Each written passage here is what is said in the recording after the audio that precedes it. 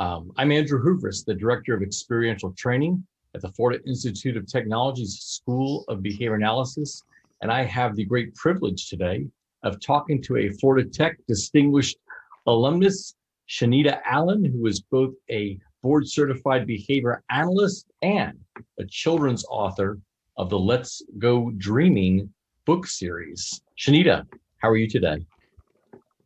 Hi, Andrew. I'm wonderful. How are you? I am super thrilled to hear your story. So to our listeners, while Shanita and I have met and done a briefing via Zoom, as everything seems to be conducted nowadays, I didn't prior with too many questions because much like you guys, I really wanted to hear her story.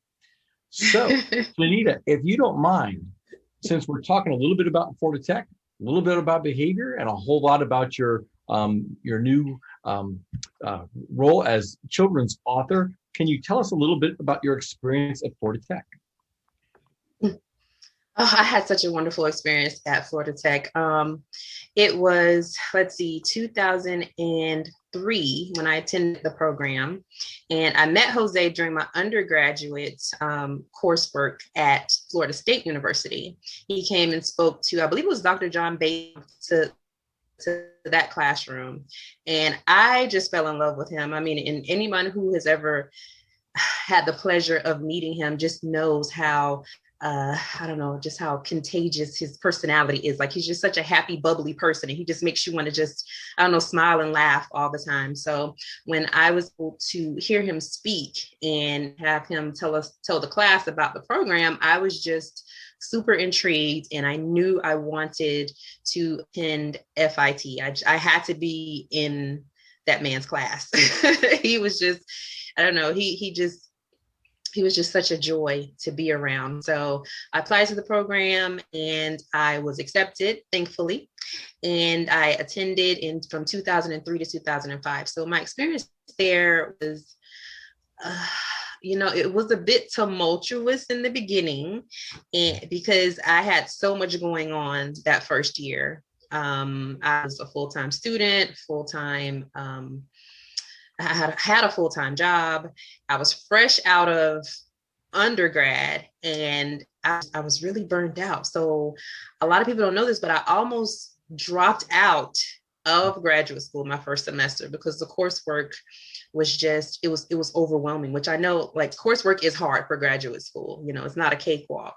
So going to the program, I was just like, oh my gosh, I don't know if I could do it. I didn't have a lot of confidence in myself. So that's no reflection of the program. It was just, like, oh my gosh, how am I going to, pass these classes, how focused, but I stayed, thankfully, and I had a wonderful experience. I met a lot of amazing individuals.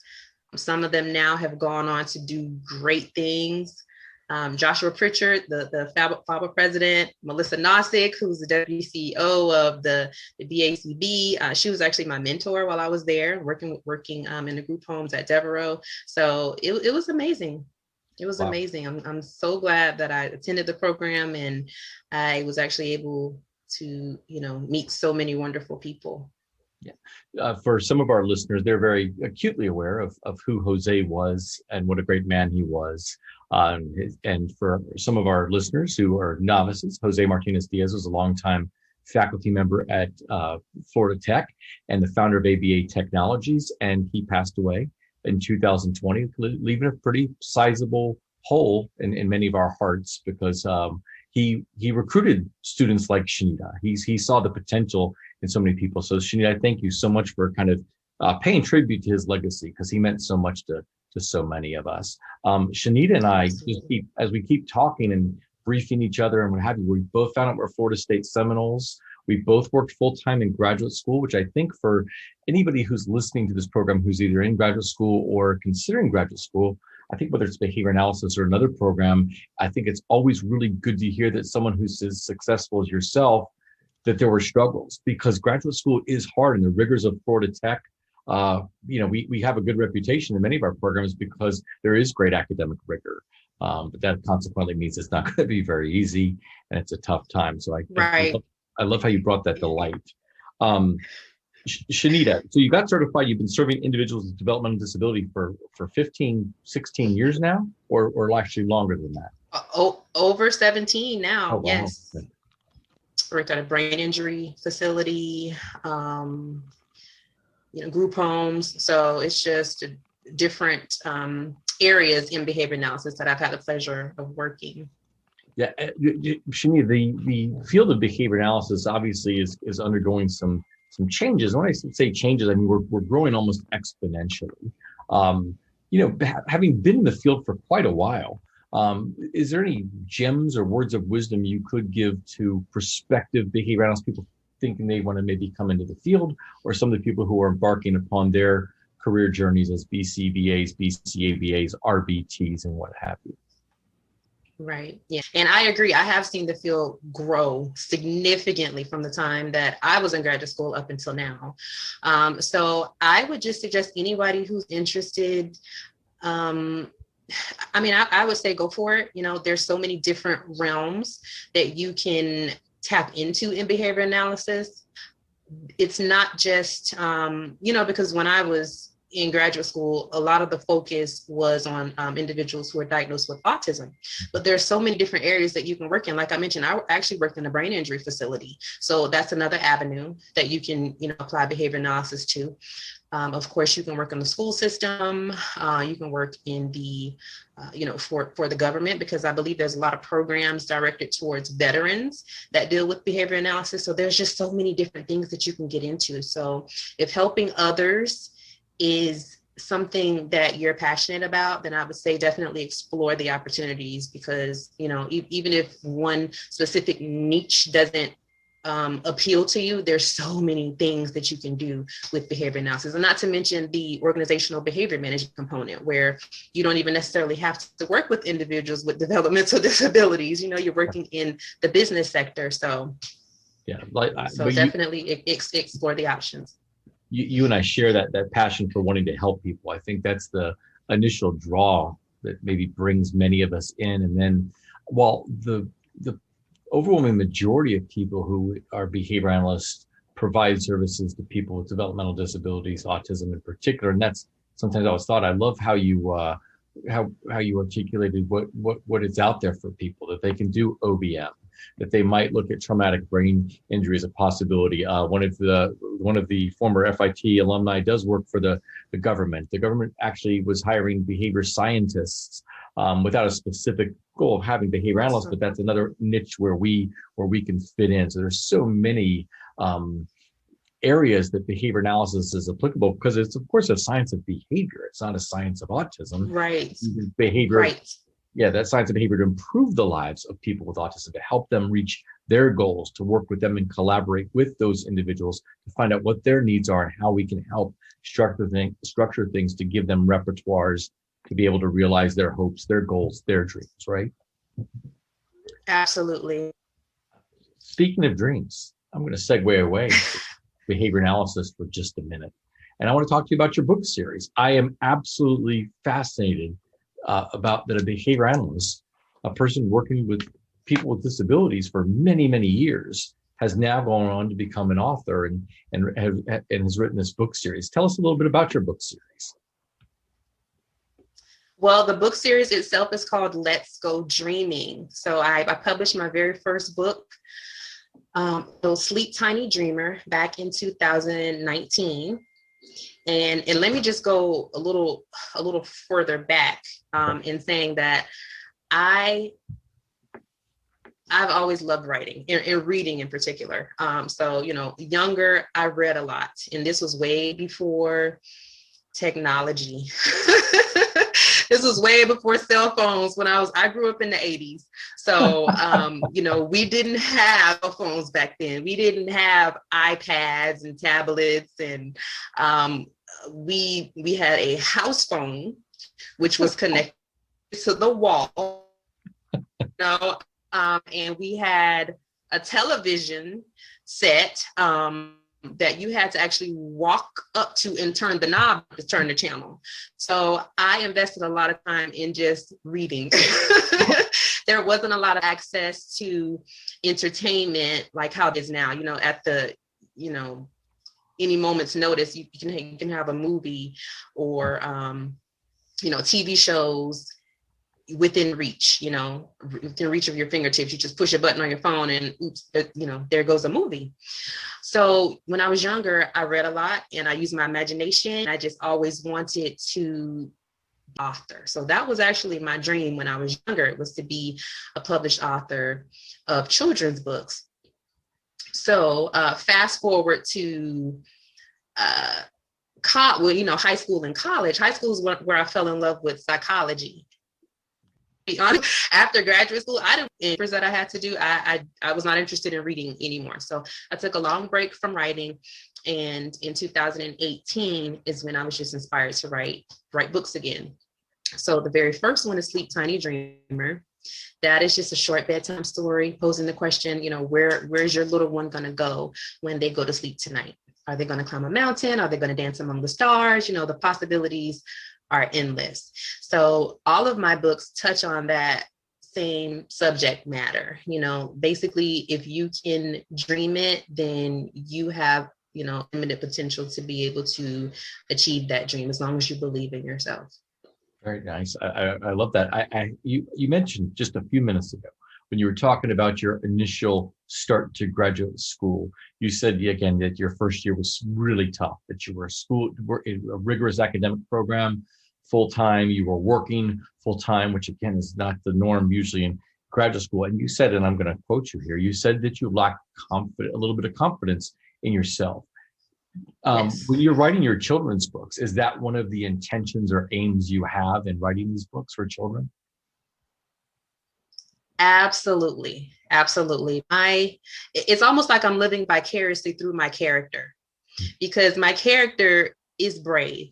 She has all this confidence, and that is just something that I want to instill in children and adults as well, because we all know if any of us have ever read a children's book, we know there's a message in there for adults as well.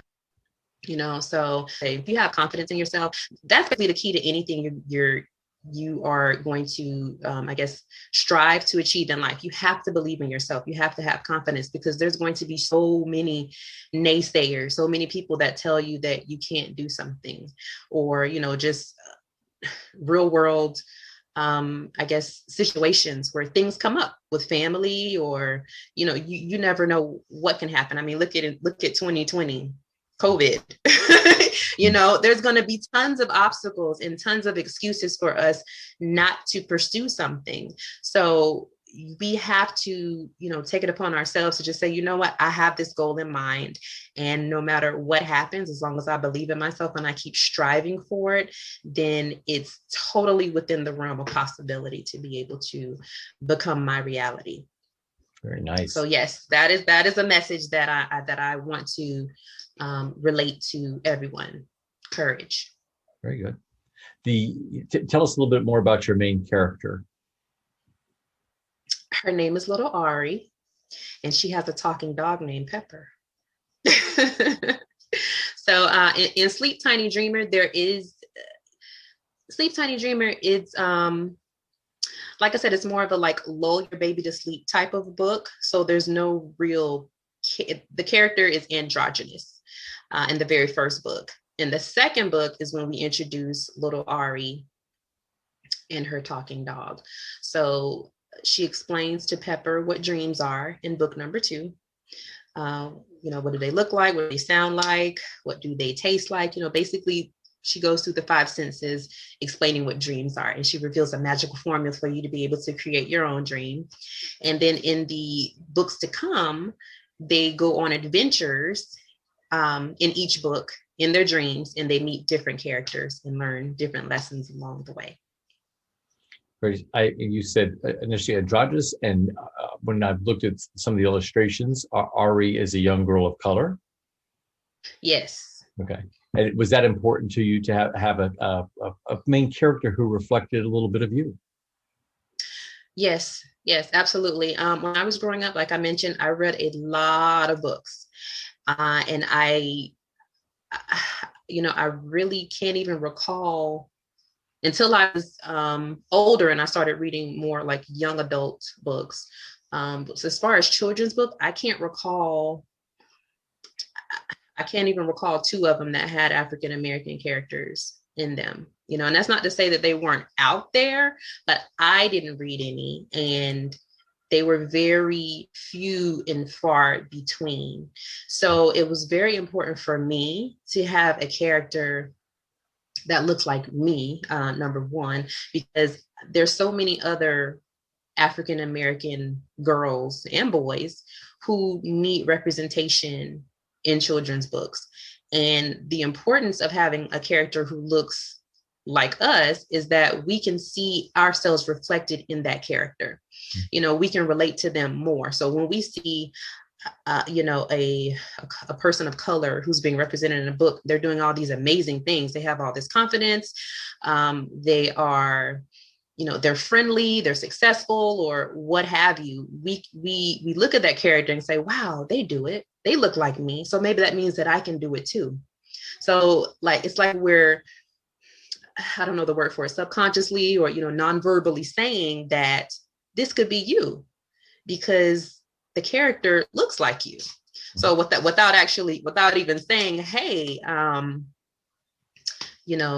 you can do this too, without saying that to them directly, by them reading a book of a character that looks like them, essentially that is the message that is being. I'm sorry, the audio cut out for just a second. Apologies for that. On my end, the audio cut out, so I didn't hear the last two sentences. No problem. But I hear you talking. By the way, the confidence thing. Have you found your confidence increasing since you started pursuing this, this writing career and exploring, character development and what have you? I have. I actually have. I've had numerous opportunities to speak with children, my target audience, and get feedback from them directly. And I don't know if you've ever interacted with, young children. I'm pretty sure you have. I think we all have interacted with young children in some form or fashion. And they are like the most honest people on the planet. Right. If they don't like something, they will tell you. So, so just getting feedback from them, how much they enjoy the story and how much I am encouraging them to follow their dreams. Mm-hmm. And keep in mind, these are young children. The oldest classroom that I've been able to speak to so far is 5th grade, but for the most part, it's preschool, 1st grade, and 2nd grade. So their dreams can be a bit, what's the word I want to say? Outlandish, maybe. Mm-hmm. They want to be, kings and queens and, explore the universe, being astronauts. So they have really big ambitions, and maybe outlandish wasn't the correct word, but they have very big ambitions. So, just inspiring them to kind of dream and see, what it is that they're going to be when they grow up. So yeah, it's definitely helping me with my confidence. Very good. Your book's been well received, and you were just talking about being able to speak to children. Tell us about some of the experiences you've been able to have and where you've been able to kind of talk about your book, whether it's schools or other venues. Let's see, I've had the privilege of speaking at multiple elementary schools all over Hillsborough County. Wow. Which is the Tampa area. That's where I work. And I actually partnered with the Early Learning Coalition back in January of last year. And I was able to go into their daycares and host an author workshop. And in that particular situation, I went in on a Monday, read my books to the class, got them excited. And this was a VPK classroom. So they're like 4 and 5-year-olds. So I got them all excited about, what they want to be when they grow up. And they actually wrote their own books. So during the week, the teachers assisted them with writing their own books. And then I came back on a Friday And the media was actually there. I don't know if you're familiar with the Lakeland Ledger, but they are a huge newspaper company in Polk County. And I was actually featured in their newspaper on the front page. And I was like, whoa. So that was a big deal. That was definitely a big deal. But more so than that, and don't get me wrong, being featured in a newspaper was amazing. But when I am able to interact with children and inspire them, that means so much more to me. So much more. So that was just a priceless experience. So every time I'm able to go into a school and just speak with the youth, it's always a positive experience.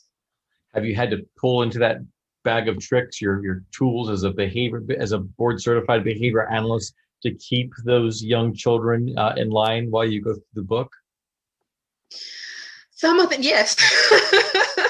yes, absolutely. For the most part, the class is they're pretty good listeners. They do listen to their teacher, they sit still. But there's a few children that can be a little antsy. They don't like to sit in one place. So I've been able to pivot, use a lot of pivot praise, pivot praise. Pivot praise. Yeah.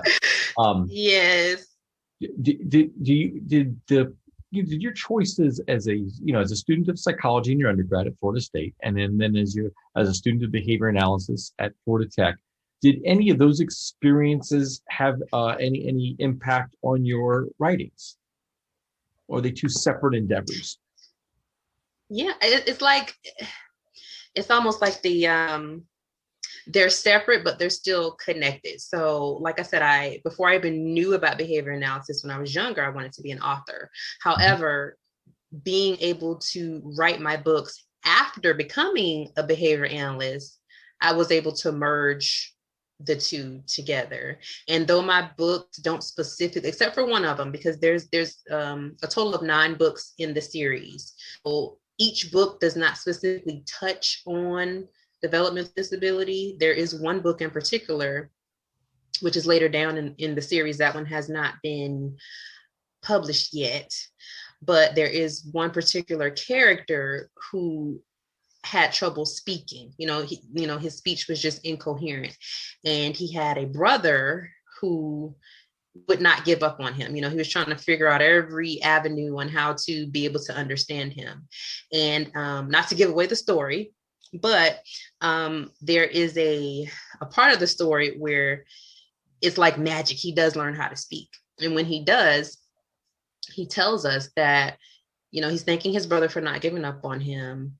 And he says that it's not, a lot of people, they can't understand me. So they think that I'm not smart and I'm not good. And it's not that I don't know anything, I'm just misunderstood. So it's like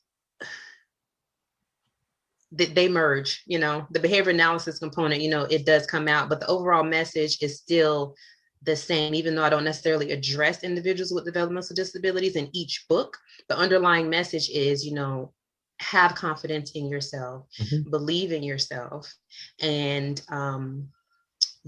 just reach for the stars. Absolutely. That's reach for the stars. What a wonderful kind of universal message, whether a child has no disability or has a diagnosed disability or what have you. So that's a wonderful message. Right. We've got a nice question here from Julia. She's asking you, Shanita, how do you balance being a Bcba and being a writer? That's the first question. And then how do you incorporate your writing into applied behavior analysis or working with clients? Well, the first part of the question is, how do I balance? So I would, on the weekends is when I would write my books, because I have a full-time career as a behavior analyst. So, during the week, I'm out seeing the individuals that I serve all throughout Hillsborough County. I actually work in residential, so I don't have a specific office location where I'm at all day. I visit my clients in their homes or group homes or wherever they are, in the community, what have you. But on the weekends is when I would find time to write. So I wrote all of my books at the beach. That was my time that was my downtime, my time to just relax. And I felt so much closer to nature whenever I would go to the beach. So it's like my creative juices would just flow when I got there. So the writing, that took, let's see, I wrote all 9 books in the course of, the first 8 books I wrote in the course of 2 months. So every time I would go to the beach, I would just write a book. Sounds like a lot, but they're children's books, they're shorter. So, so, ooh, that's impressive. I guess that is impressive, but, writing novels. So, and then book number 9, I actually wrote like maybe 6 months after, because I thought I was done with the series, but turns out I wasn't. I had one more book in me. So, that as far as the writing, to be honest, that's the easy part. That is definitely the easy part. The more difficult part comes when you're talking about the marketing component, publicity, getting your name out there, so that way people will know that there's actually a book available. So just in my spare time, sometimes I would stay up late at night doing things, sending emails, or waking up early in the morning, doing the same things, or just scheduling time on the weekends to do certain things that are book related. So and there were plenty of times where I didn't get any sleep. I was up until like maybe 4:00 in the morning. And then I had to, I did get maybe a couple hours. I had to be back up at 7 to get ready for work and, go out and, meet with my clients. So it's definitely a juggling act, but when you're doing something that you love to do, it is totally worth it. Sleep is overrated anyway, from what I've been told. I swear, Sheena, we have been friends for years in a past life or something, because you say things that I say, and we have this story history and with FIT and Florida State and all this good stuff. Yeah. I'll be awesome. very brief. Shanita, I feel very similarly about my job as a behavior analyst working at Florida Tech. I feel like I've got the greatest job in the world. And so, and I have other interests as well. And I really appreciate kind of your kind of wise perspective on balance and letting me and Julia and the rest of the listeners know it's tough to find that balance, but it's also worth it if you enjoy what it is you're doing. So so while you were working and writing and working hard to produce something that was meaningful to you, inspiring for parents and children, those days at the beach, I guess was time very well spent. Yes, absolutely. Anytime I get to spend at the beach is definitely time well spent. Ditto. So the second question Julia had was, and again, how do you incorporate your writing into applied behavior analysis or working with clients? Well, as I mentioned before, I do have a book that touches on behavior analysis. But as far as how, the entire relates to the field, as I mentioned before, like the underlying message is basically believe in yourself. And more specifically, in the field of behavior analysis, and even if you're not a behavior analyst, just a caregiver, a parent, sometimes we tend to put limitations on our children or on the individuals because of their diagnosis. It's kind of like circular reasoning where, oh, you can't do this because you have autism, or you can't do, you'll never be able to get a job or be able to tie your shoe because of X, Y, and Z diagnosis. And let me just say, if nobody ever tells you this, that is completely not true. And that's not to say that we all don't have limitations, but we can't impose those limitations on individuals just because, somewhere down the line, a doctor, wrote a diagnosis for them. We never know what somebody is capable of until we give them the opportunity. Yeah. So you have to, in us as adults, just in general, whether you are a teacher, whether you're a nurse, doctor, whatever your profession is, you or us as adults, we have to instill in our children that they are capable of doing things, and you never know what's achieved until they try. So we can't put limitations on someone just because of a name, just because of a label. So I saw that to say that, every child that I speak to, whether they're my client or not, but especially, the individuals that I work with, I just try to instill that confidence in them, because a lot of them have that thinking, because a lot of them are adults, the ones that I work with. So they've been told their whole life, oh, I can't do this because of my diagnosis. Mm-hmm. And I'm like, well, have you tried? Yeah. Have you actually tried? Or are you just, believing what somebody told you? So, let's just try first. Let's just try and see first before we say we can't do something. Sage advice. You are.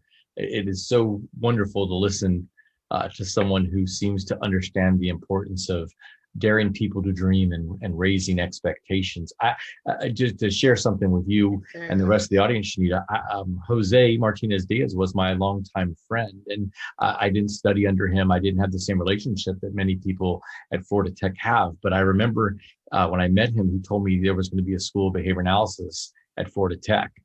When I met him in the 90s, and then that happened. And then I remember he told me he was going to get an OBM degree there as well, and that happened. He said eventually Florida Tech was going to get a PhD, and that happened. He always dreamed, and the one thing I drew upon as someone who loves Florida Tech and loved him as my friend, I was really happy to see his dream come to fruition.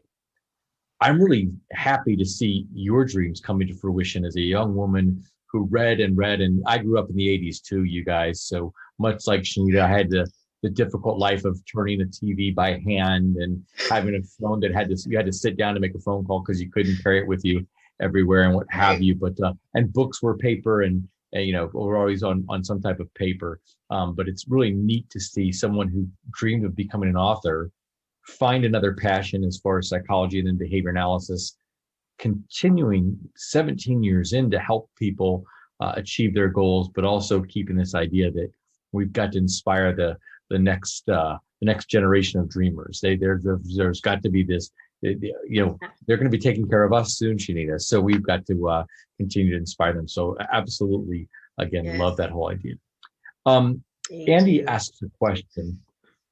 He says, what's the role of empathy, both in your profession and your writing?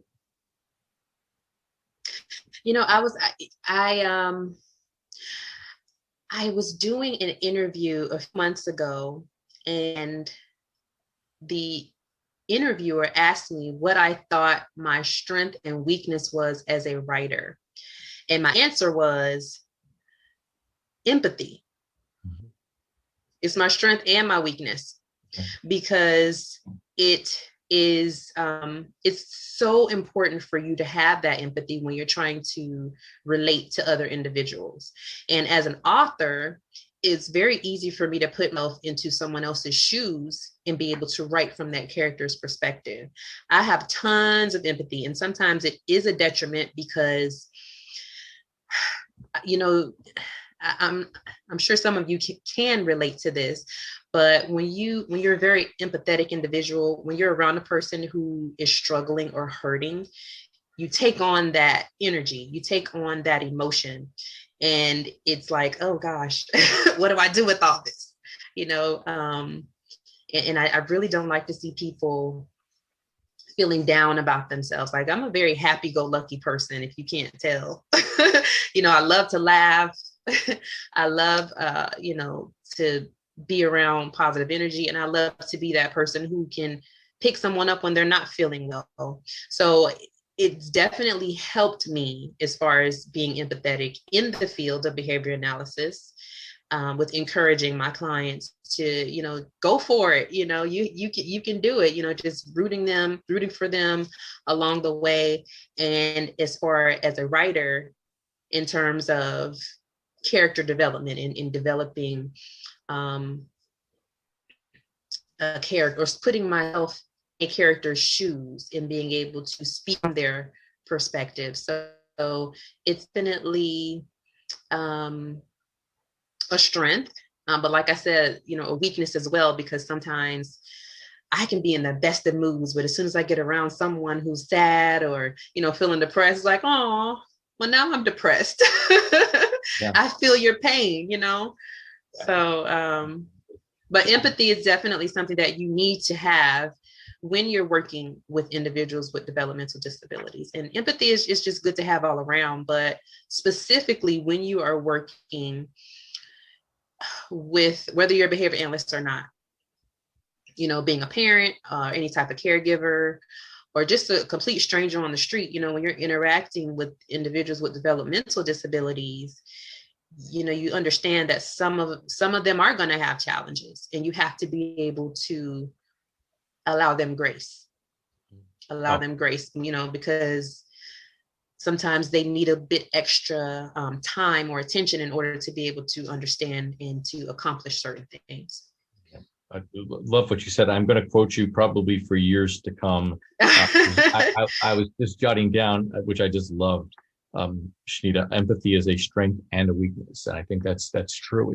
It's the reason why so many of us pursue. I'm going to call them helping professions, but that's why the people pursue behavior analysis, psychology, counseling, social work. It's because so many people suffer.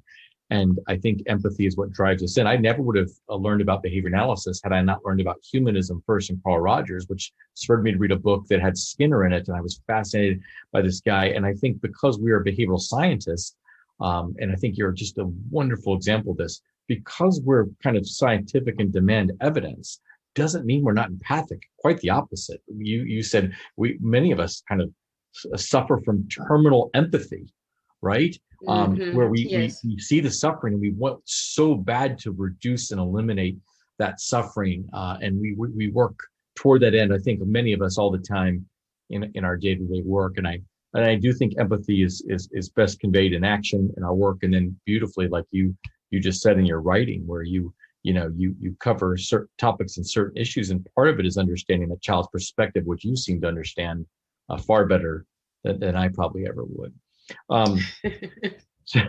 Thank you, Andrew. I'm a big kid. I'm a child at heart for sure. I laugh easily too, Shanita. Again, like I said, we were long lost siblings from a past life, although I really don't believe. Yes. Shanita, would you do us a favor? Would you be willing to, for a few minutes, to read an excerpt from one of your books or so, and let the audience hear what you have to say?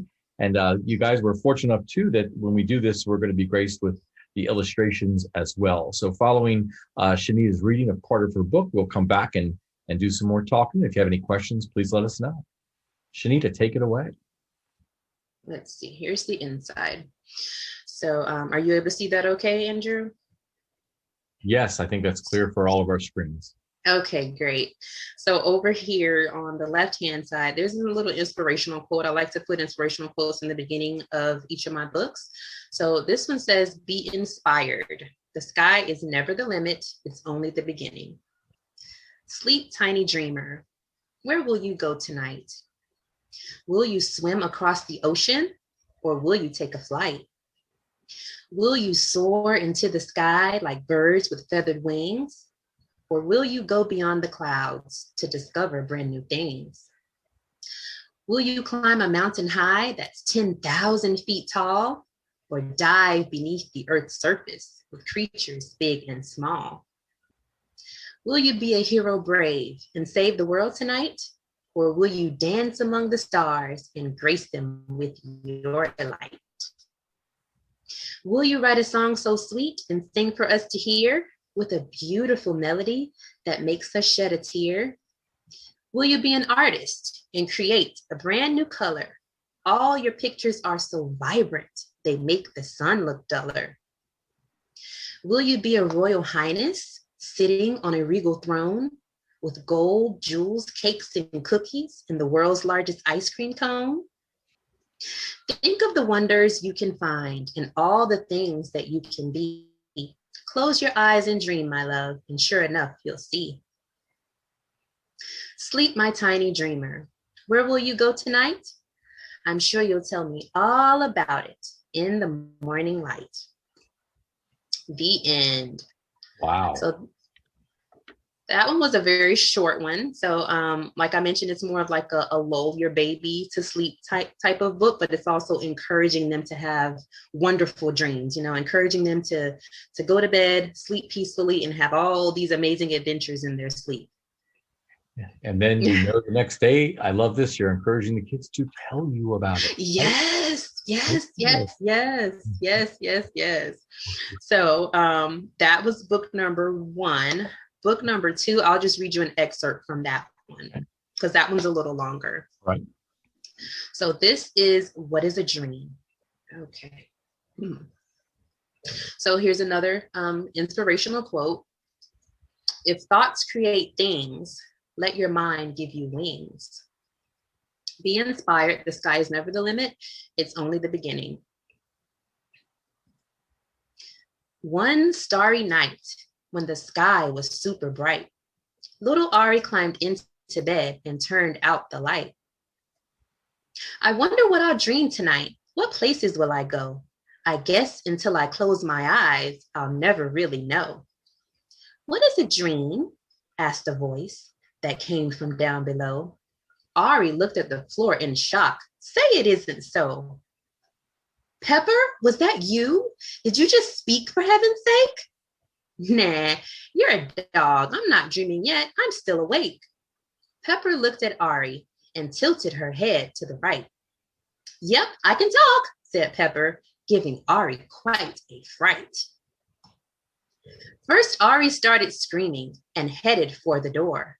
Then she remembered Pepper's my friend and wasn't afraid anymore. Ari turned around and walked back towards her friend. I'm sorry I ran away, Pepper. I hope I didn't offend. It's okay, said Pepper, excitedly wagging her tail. I know it's shocking to hear me speak. Just breathe, inhale, exhale. Ari sat back on the bed and tried hard to relax. When did you start talking, Pepper? Tell me all the facts. I could always talk, she said. I speak to you every day. And now that you are wiser, you understand what I say. I'm glad that finally happened and that now we can converse. So many things to talk about, said Pepper, but first things first. Now, Pepper's going to ask what dreams are, not to give the story away. But I will stop right there. Thank you. That was fantastic. We've already got some feedback, I see. We'll get to that in just a second. Now, you can keep your story up or you can stop sharing your screen. Either way, it's entirely up to you. I'm going to bring up our chat. Okay. Just a second. I'll stop sharing.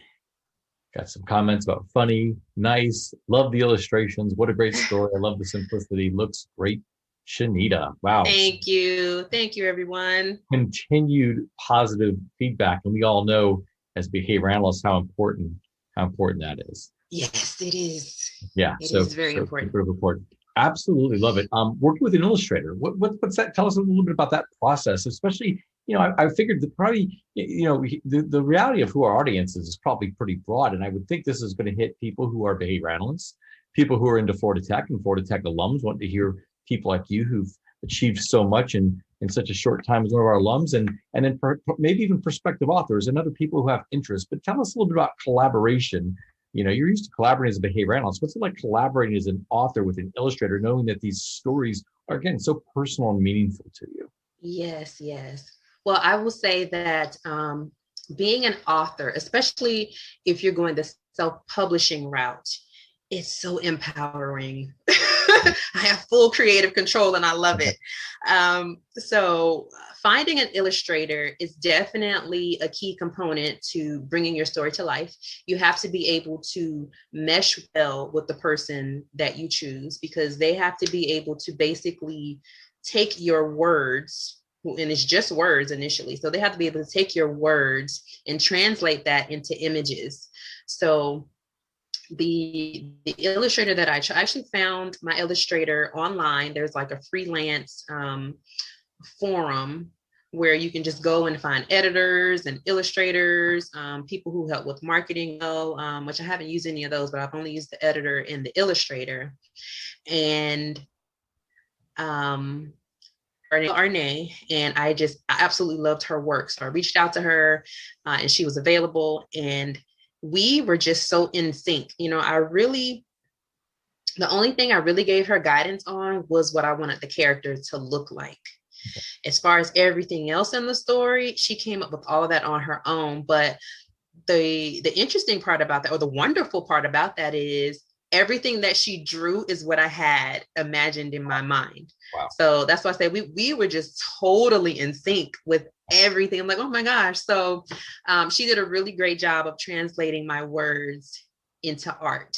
So that is like the most fun part of the entire process, seeing the illustrations, seeing your book come to life. There's a beautiful synchronicity between your words and the art. It flows seamlessly, and that's just fantastic. So again, maybe it's a little bit of luck, a lot of reinforcement, and then a little something else in between. Yes. So you've written 9 books. Okay, you told us you have this series, Little Dreamers series. Is there something next for you? Is it now time for you to kind of sit back and market the books, get out there and continue to publicize them? Or are you already thinking, I would imagine you're a great thinker because you've written 9 books on top of your day-to-day job. But I would imagine sometimes maybe as a creative force, and many of my family are artists, that creativity. Are you onto something next? Or are you able to sit back now and enjoy this time that you're having, promoting the book and reading to daycares and schools and being featured in the newspaper and what have you? Mm-hmm. Well, it's a little bit of all of that, minus the sitting back and relax part. Not possible. Because I wrote 9 books, but I only have 2 of them published so far. And the ones that I have published, they come with, it's sold separately, but they also have matching coloring books.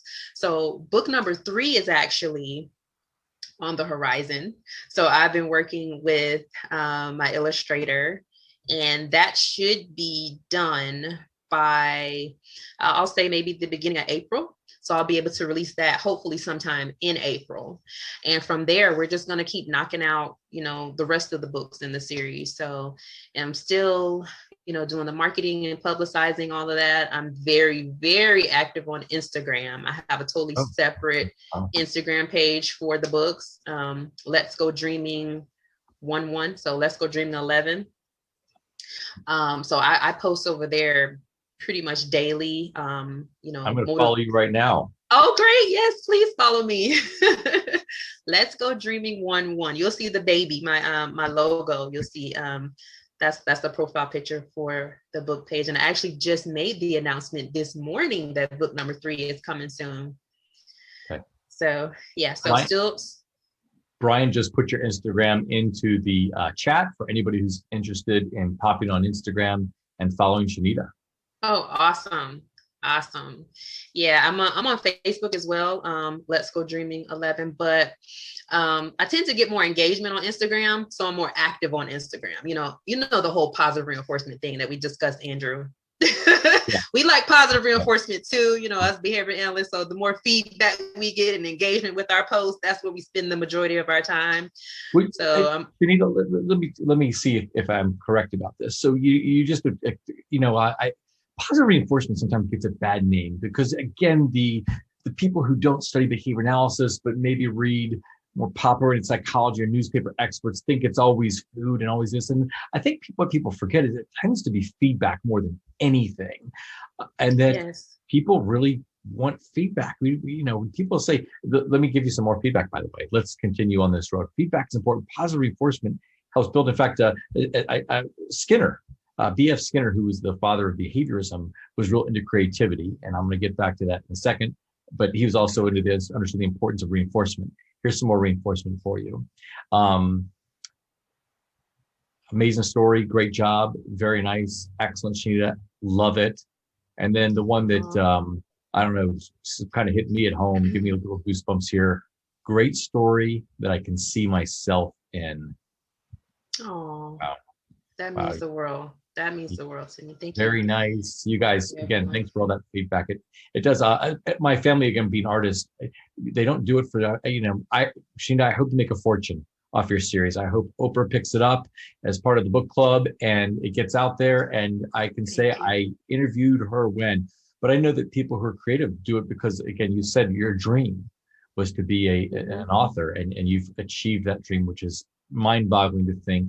Again, people can achieve their dreams. You're a living testimony to the very books that you're writing and encouraging children to do. But I know you probably don't do it for the money. It's that feedback does matter because you're looking for people to find worth in it and value and say this meant a lot to me, and like the beautiful comments you just got. So.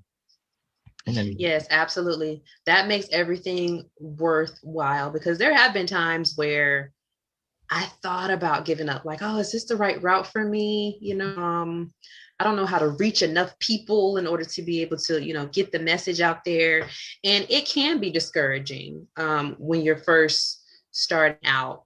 But like you said, Andrew, it's not about the money whatsoever. The money is nice. It's a perk, but I don't do it for that.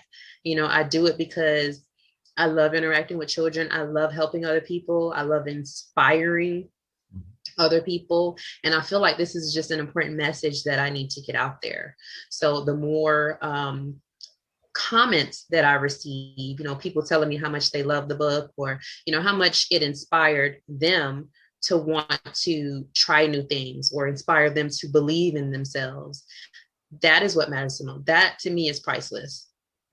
If you don't mind, I'll kind of continue on talking for a second. Tom made a comment. He says, very inspiring to see behavior analysts branch out and spread, our philosophy in other venues. I couldn't agree with Tom more. It's so important to, I think sometimes we feel we're behavior analysts, and that's the wheelhouse we have to stay in, versus we were children who dreamed of becoming authors one day and we did it. I'm a big Skinner fan, obviously, as a behavior analyst, and he used to talk about creativity, to engage in behavior that generates new ideas or new behaviors. And talking to my brothers who paint, they would always say, you don't ever paint a masterpiece without first putting paint onto canvas. Is your writing process similar? Because you told us about the beach. So with all the work you just told us you're doing a few minutes ago, I'm assuming you're spending a lot of time right now at the beach. But tell us a little about the creative process. Again, you go to the beach, you bring a notepad. Is it an iPad? I know you grew up like I did on pen and paper. What do you tell us a little bit about the creative process as a writer? Pen and paper for sure. Well, the book started with an idea of, because I think that's probably the foundation of anything as far as creativity is concerned. It starts with an idea, like, where are you going? What do you want your end result to be? So my idea was to write one children's book, just one, about dreams, about inspiring young minds to dream, and just instilling that confidence in them, letting them know that there is power in positive thinking. If you believe in yourself, then you are capable of achieving great things. So just that one idea, just that spark. And that started before I even made it to the beach. So, just coming up with my idea first and just kind of brainstorming, well, how do I want this story to flow? And if you notice, all of my stories rhyme. So, because I love poetry as well. And Dr. Seuss was a big influence for me growing up. And I was just inspired by him and stories, the colorful pictures, and just the quirky things that would happen in the stories. But the rhyme is what stuck with me the most. I think it's easier for children to remember something when it rhymes.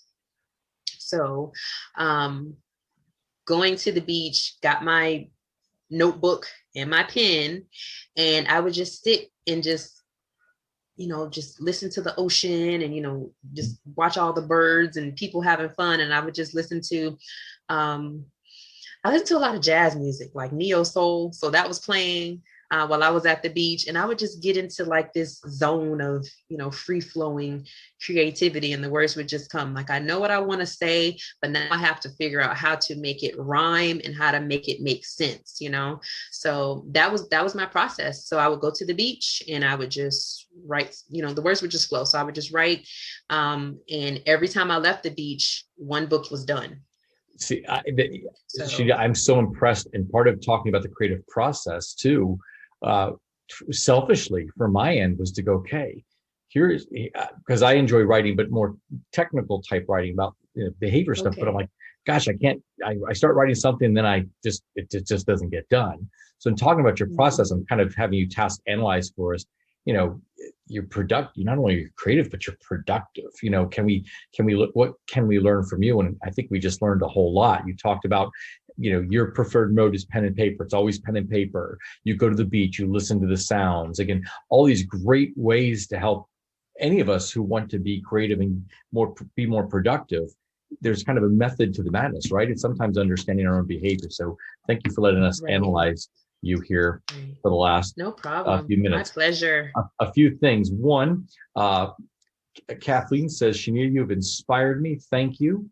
Tom also said, ultimately, applied behavior analysis is about helping others fulfill their own dreams. And so both in your 40-hour-a-week Bcba job and as author, you seem to be living that idea that was one of Jose, as Tom said, one of the Jose Martinez Diaz's core missions. And so what an inspiration you are to our behavioral community and to the community of people who want to be writers and creators and what have you. Lastly, Tom wants to know, who would you recommend as some great neo-soul artists? Oh, I love Mesa. Mesa is, you see how easy that just rolled off my tongue? Like that. In the question, it's like, oh yeah, Mesa. She is wonderful, and she's been around for a very long time. I don't know if you've ever heard of her. It's Mays, but she has some original songs, but for the most part, she remakes everybody else's song. And I'm one of those people, like, just give me the original. I don't want any knockoffs. I don't want anybody trying to reinvent the wheel. I like the original. So mostly like original songs, or, move like Karate Kid. I love Karate Kid. And I was kind of, I was like, what? They're remaking the Karate Kid, but I actually ended up loving it. But let me not get on a tangent. So with Mesa, because I'm just like, you just create this emotional connection with whoever did it first, like that's what I'm used to. They sung it first, so that's the best version. Or, the same thing with movies. But Mesa remakes other people's songs, and I kid you not, they sound better. Most of her songs sound better than the original, and that's very hard to do. Like, she's remade some Lionel Richie songs. Just like, Commodores, just some very popular R&B songs, and she's remade them, and they just sound amazing. I did see somebody mention in the comments for me to spell it again. It's Maysa. Mesa. She is amazing. Hill Street Soul is another good one. What I do is, because I have Google Play, which is now YouTube Music, so I just put, if you would just put in her name, in one of her songs will pop up, and you just play it, and then it'll populate a bunch of different similar artists. So that's what I usually do, but she is great. So that's where I would start with Neo Soul. Thank you so much for that, Shanita. Now, Tom can continue to expand his musical interest.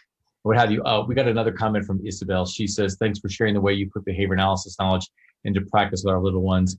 It's awesome." You guys, this has been Shanita Allen, Bcba, proud Florida Tech alum, and the author of the Let's Go Dreaming book series. Go out there and get it. Encourage others. Hit her up on Facebook and Instagram. Shanita, it was an absolute pleasure talking with you and learning a whole lot from you in our time together today. It was a pleasure speaking with you too, Andrew. I enjoyed every moment. Somebody needs to interview you, by the way. Just throwing it out there. I am not nearly. You have a lot. you have a story to tell. I can tell just hearing you talk about your art and how you write books and stuff. So you definitely have a story to tell. Shanita, I just was born into a family and get to become friends with cool people like you. That's all. But anyway, you guys, thank you so much. It was great. Shanita, have a wonderful day. And again, thank you, everyone. Best with your writings. Thank you. Take care, everyone. Thanks for tuning in.